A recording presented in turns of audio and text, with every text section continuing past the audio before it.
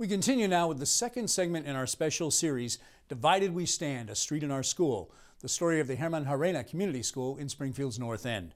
Tonight, Connecting Point contributor Carolee McGrath talks with residents about their memories of the tunnel.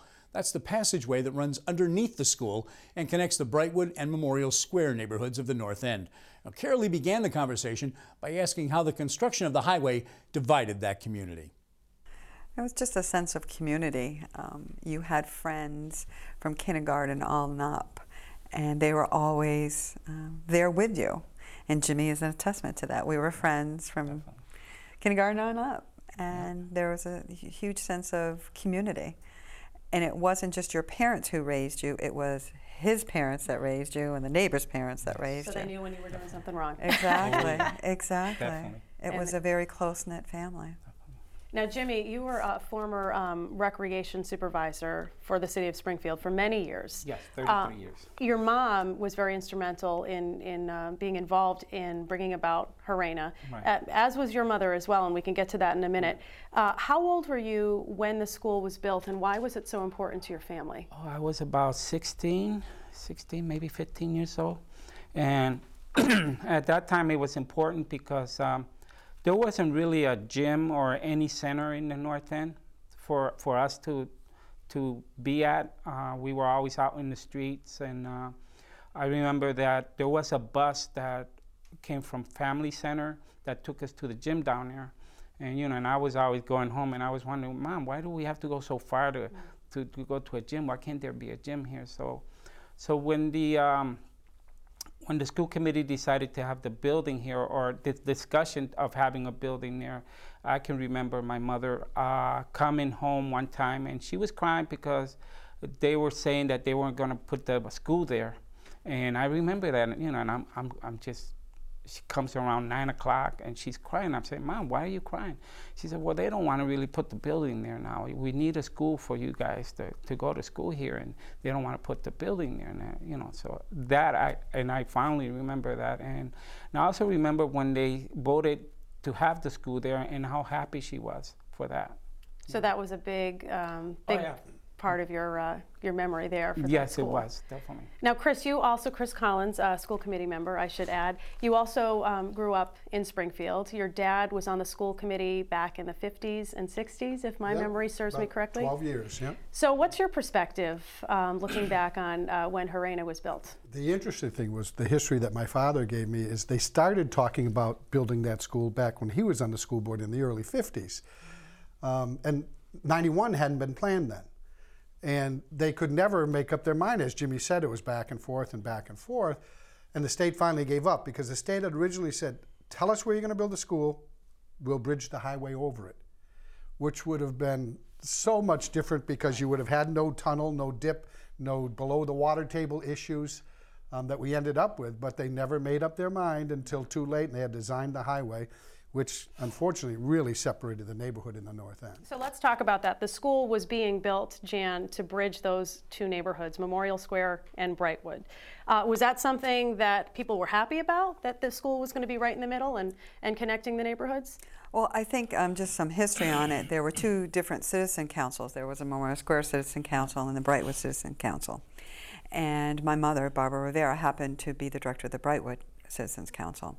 And once 91 came in, it really separated those two communities, and there was no way to do your grocery shopping because everything happened on Main Street, and there was no way you could do the grocery shopping or school shopping unless you went literally walking over tracks. So the original intent was to create this tunnel so that people could go from one part of the community to the other, to get to Main Street, to come over to Brightwood for the health clinic and whatever it is that you needed your family members. That was the original intent. And also there was excitement with the type of learning that was going to happen there.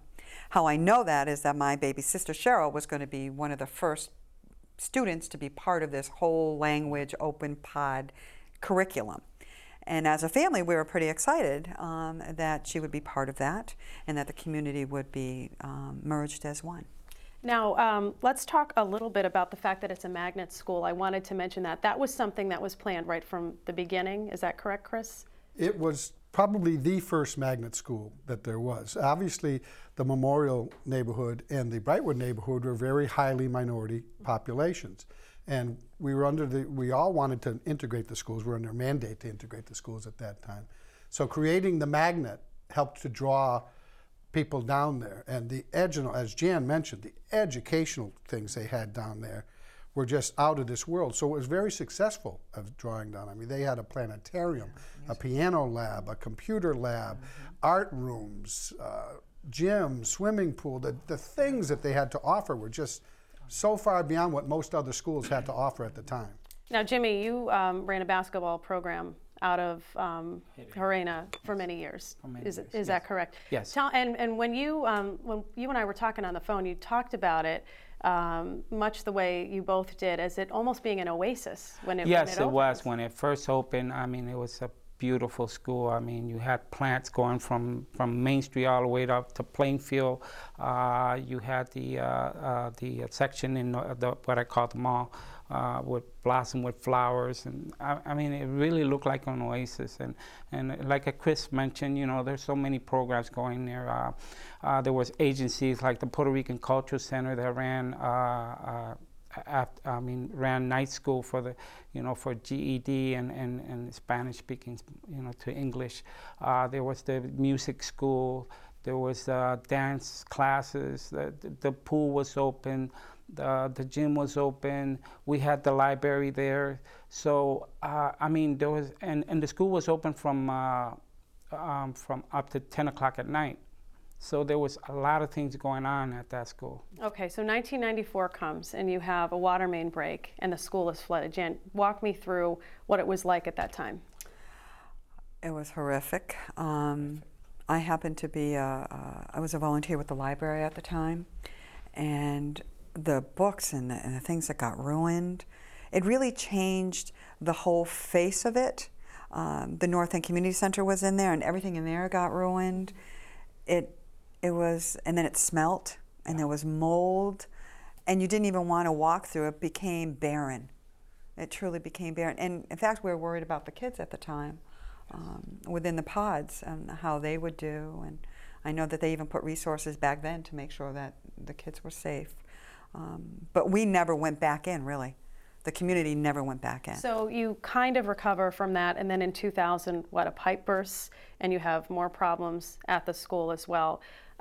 So there were some high asthma rates, which I know that the city has been working to address. But clearly this is not the scenario that anybody would want for a school. No, I mean, just the tunnel itself, where all the community services were being built, having to go under the highway, actually brought the floor of that is below the water table. Mm-hmm. So you were going to have innate problems anyhow with water coming up. There are huge pumps that ran 24 hours a day. And then the two floods, you know, that you had did nothing but add moisture. Well, trying to dry out an area that's below the water table becomes very difficult. And as Jan said, so many of the rooms that were used by the community really never became habitable again because of the mold issues. And so they did things upstairs to try to address and keep the mold away from the children. And we have just recently completely overhauled the air handling systems, and the asthma rate in New North, I'm sorry. Which used to be, right? It used to be New North. Which used to be New North. When I was an assistant principal there, it was called New North. Right. In Harena, has gone down as a result of some of the work that's already taken place. Okay, and now the city has committed $500,000 just recently, additionally from all of the other renovations that have been done to go towards fixing it. You said earlier when we were talking off camera that the price tag could be as high as $6 million to make the necessary repairs. Yes? I believe it will climb that high. I mean, there's already been a few million spent on the air handling, on trying to seal all the floors and the cracks and put sealing on the floors. And what was discovered through all the research that was done is that although everybody always believed it was groundwater coming in, and some of that was, there's now a lot of water coming in through the walls, because when you build a building, they put a membrane around the foundation. Well, that membrane has disintegrated. So now they're going to have to circumvent the building, dig all the way around the building and put in a new membrane and seal those walls to stop that water. Some of it's coming from the drain of the highway, which goes over that portion of the building. Okay, Jimmy, I'm going to give you the last word. We have 10 seconds. What would you like to see for the future of Harena? Well, I really would like to see it come back as when it first opened. Basically, as you know, it being open to the community again, to become a community center like it was back in the 70s. That's what I really would like to see. Okay, great. Thank you so much, all of you, for joining us. Jimmy, Jan, and Chris. Thank you. Thank you. Thank you. Thank you. We want to hear from you during this series. If you have stories to share or opinions to express, or you just want to learn more about the series, Divided We Stand, A Street in Our School, log on to wgby.org/connectingpoint.